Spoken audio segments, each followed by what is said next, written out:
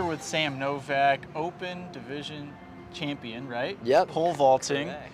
PCS, that's where you go to high school. Junior PCS. year is over. Yep. You're starting senior year. So, yeah, we'll jump right into it. There's a lot of things that sort of led you to that success. A lot of it, the mental part of it. Very much so. What have you been learning about that, over the years? We're here at the Banner Health Sports Medicine Facility. You've spent a lot of time here. What have you learned about developing the mental side? Exactly.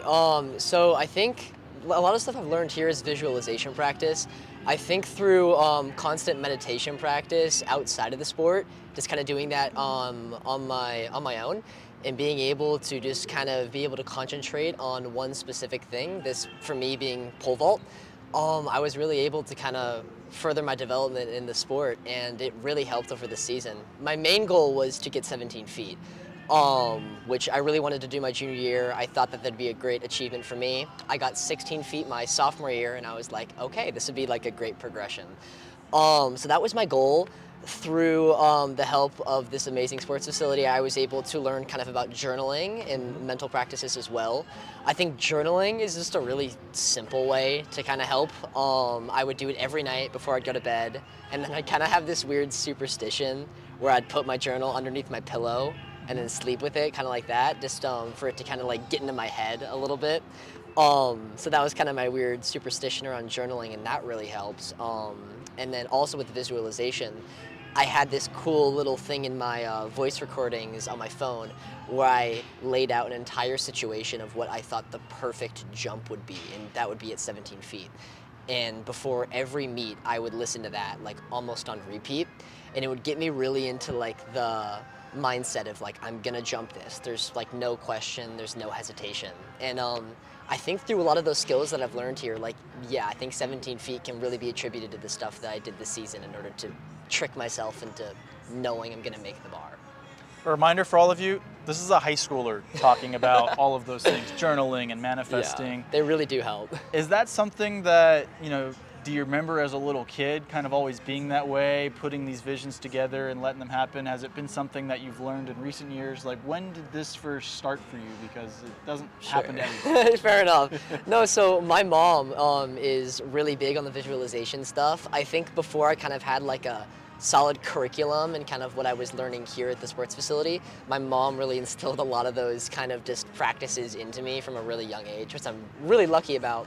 We're a really natural kind of family.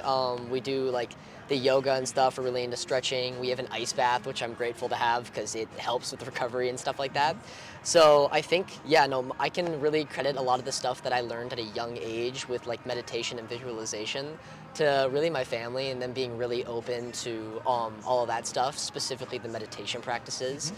But then also, I think a lot of the stuff that I learned specifically about visualization was reinforced here, and it's really helped me over the few months that I've been here. It's it really put me on a different trajectory in the event. When did pole vaulting enter your radar? When did that become your passion? Yeah, so it was around COVID year for me. I was going back to 8th grade. We all had to wear the masks and stuff, which sucked. Mm-hmm. And I wasn't really big on kind of the team sports for some reason. I'm a little bit of a nervous guy when it comes to that stuff, because the entire team is relying on you to compute one action, and that's just a lot of pressure. I'd much rather be putting just that pressure on myself, and being able to beat myself each time seems kind of more of a challenge for me.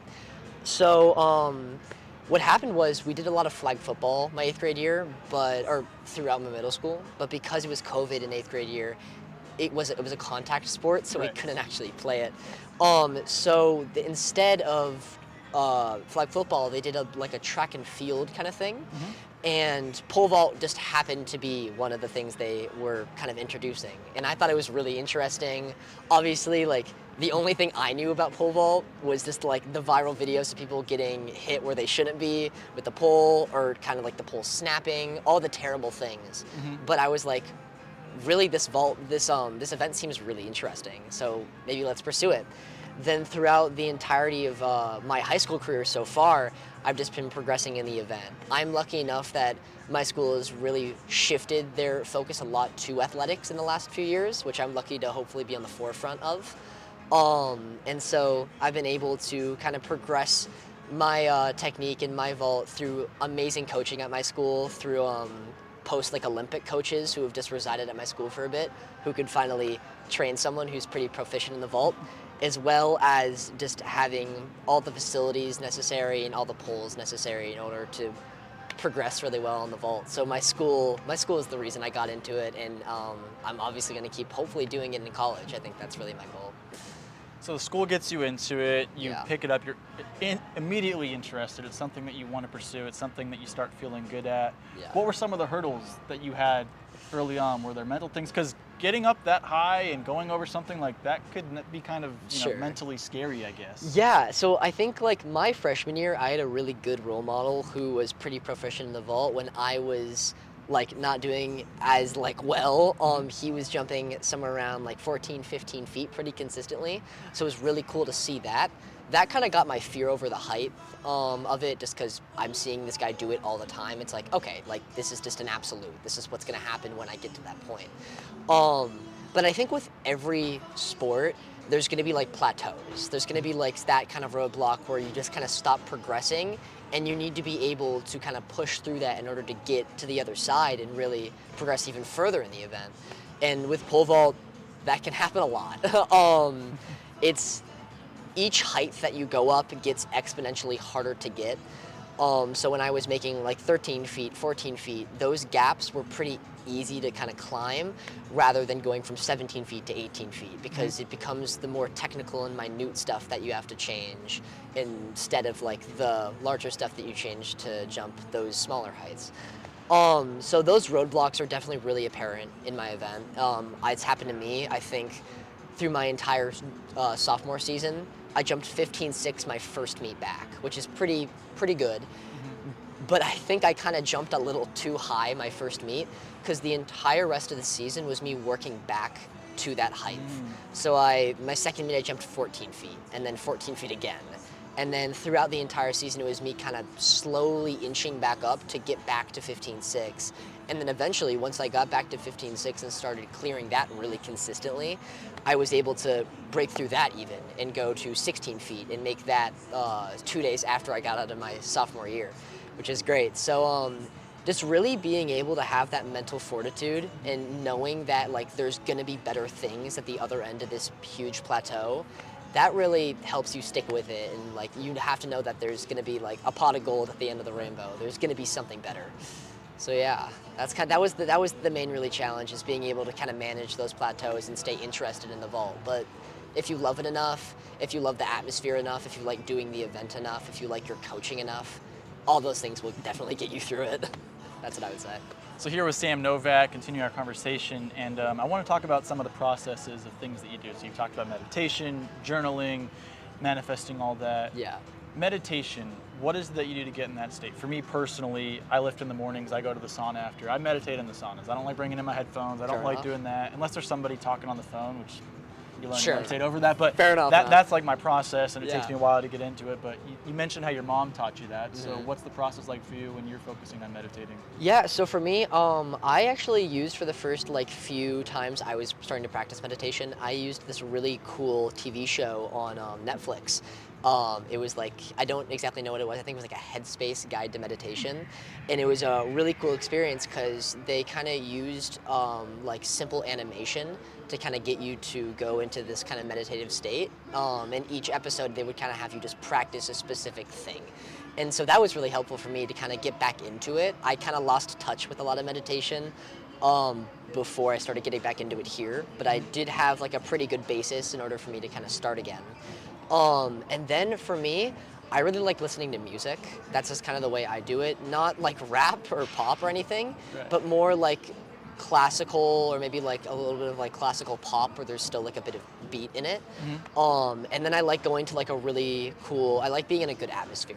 Okay. So for me, it might sound like a little dramatic, but I think just, I love going up to the bleachers at this local high school that I'm right next to, Saguaro High School, and going up there at sunset and going up to the top and being completely like alone and listening to music and being kind of in that headspace is just such a cool feeling, and it really gets you to kind of focus on what you want to focus on. But don't take this the wrong way. You can meditate literally anywhere. I started off in my room. Like I would just kind of like roll out a yoga mat, or I'd go on my bed and just kind of sit crisscross applesauce, and just kind of sit for 10 minutes. There's also a simple one you can do if you don't have like enough time to really do a full like 10-minute or 20-minute guided or self meditation, where it's called the 5 senses, where you kind of pick at each sense that you're feeling kind of in the moment. And you can do this literally anywhere. So you can focus kind of on like what you're seeing in the moment, or what you're feeling, or what you're tasting in the moment.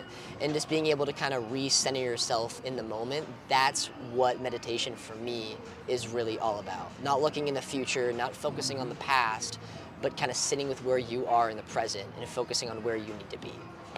So that's what meditation is, and you're spot on the definition. It is all about the present moment and finding ways to recenter yourself there. Yeah. Journaling is a bit of a combo, at least in my opinion and my experiences. You're writing how you're feeling, but you're also writing down goals and like that. So for you, is it a daily practice? Is it things that you do over time? Like for me personally, I go through periods where I write my gratitudes and write everything, first thing I'll wake up, and then I kind of stop for a bit. I'll write down some goals, and I'll honestly forget that I even wrote them down. And all of a sudden I look 2 months later. Oh, hey, I said I was going to lose 10 pounds in 5 weeks. Guess what? Oh, I lost 11 pounds. There you in go, 5 man. weeks. Exactly. Wow, because I wrote it and kind of forgot about it. But what's your process like? Because that's how I do it. Yeah, no. So I know a lot of people do journaling in the mornings, and I definitely for me, I'm not much of a morning person. Okay. I can't really focus very well. I'm more of I'm a bit of a night owl. So for me, I do all my journaling before I'm gonna go to bed. And so for me, journaling kind of ends up being more of like a recap of the day, focusing really on like the positive parts of the day. Even if I had maybe like a not so good day, maybe I had a test that didn't go too well, or maybe I didn't compete the way I wanted to, still trying to find the positives within those, I'm not gonna say failures because that feels like too much of a negative, but just those maybe things that didn't go the way you expected them to go. And I think that journaling really has helped me because it's really helped me reinforce what I've wanted to do. So for me, it's kind of turned into a bit of a mantra, but at the end of every page that I do, and this is a daily practice for me, just letting you know. Yeah. But so at the end of every night when I'm done writing in this journal, I'll write just at the end 17 feet, let's do it, or 18 feet. Now it's 17.8 or 18 feet, let's do it. And then right after that, it's I believe in myself. Every time, without fail, that is regardless of what I wrote prior, that's the last thing I'll write in my notes every night. And then I'll put that under my pillow and we'll sleep on it.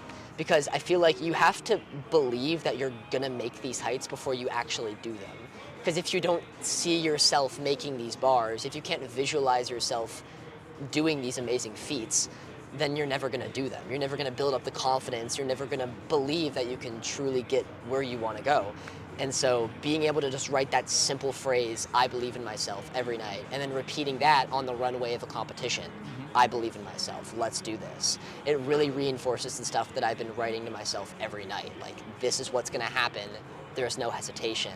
Let's do it. So that's really what journaling is for me, is just reinforcing stuff that I think needs to be reinforced. The fact that I'm gonna make this PR, or I'm gonna make this bar, or I'm gonna have a great day, I'm gonna have a great test.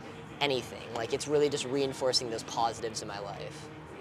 So those are things that have been reinforced and introduced in your life through your mom and through your upbringing and all that. Yeah. What are some of the things you learned here? I know you do a lot of work on the mental Sure. side of things with different people here as well. So who are some people you work with and what have you learned? Yeah, no, so I've worked with Sierra, who's our mental coach here at Banner, and it's been such a great help.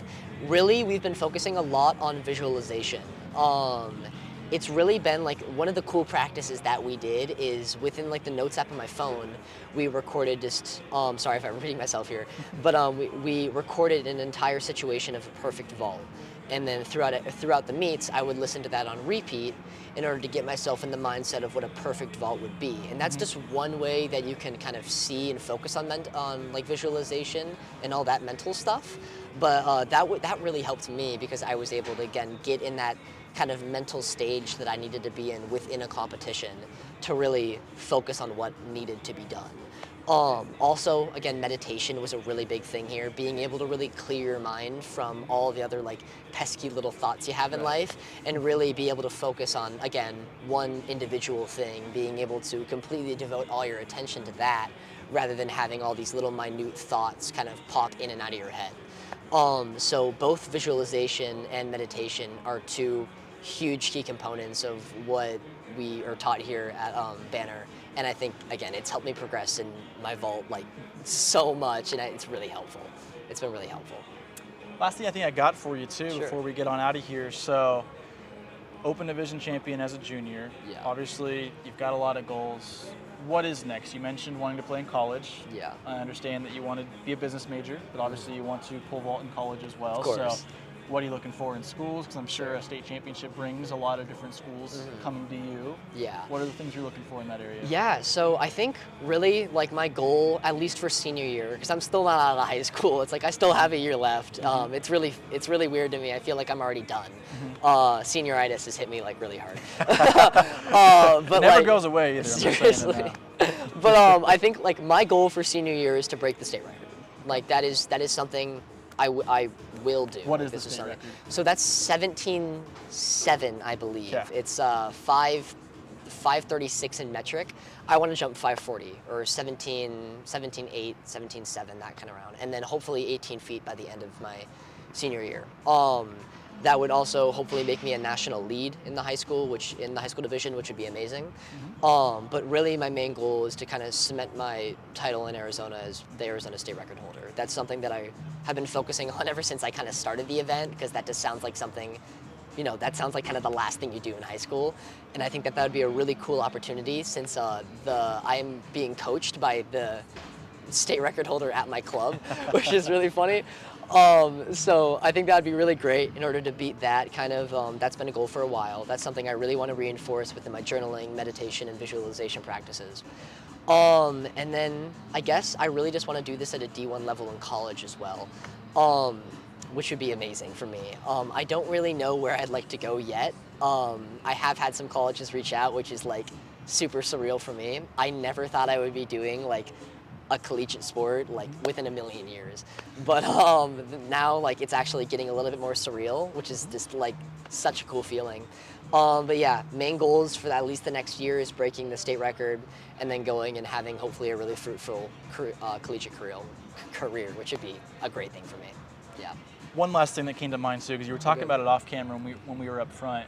Yeah. You mentioned taking a break. I just want to say, smart. As someone who played enough. travel baseball, high school baseball, water polo, I tore my UCL not from anything crazy other than, hey, I played 300 baseball games a year. I never took a break because you didn't want to miss anything. So Seriously. just want to say that's smart, but is that Thank something you. that you've kind of realized that you've got to listen to not only your mental side, you got to listen to how your body's feeling and make sure Exactly. you're keeping yourself ready? Yeah, no, so I think like taking breaks is really important.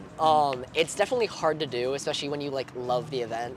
It's kind of hard to like step away from that and focus on other things. But you can't really let like your event be kind of your personality. You can't let it take over everything in your life. You have to have a healthy balance of both a social and then athletic pieces of your life. For me, I'm going to take probably a pretty good break in July and a little bit in August as well. I have U20s and some national meets coming up within the next few weeks, which are going to be really fun to compete in, and then some camps as well.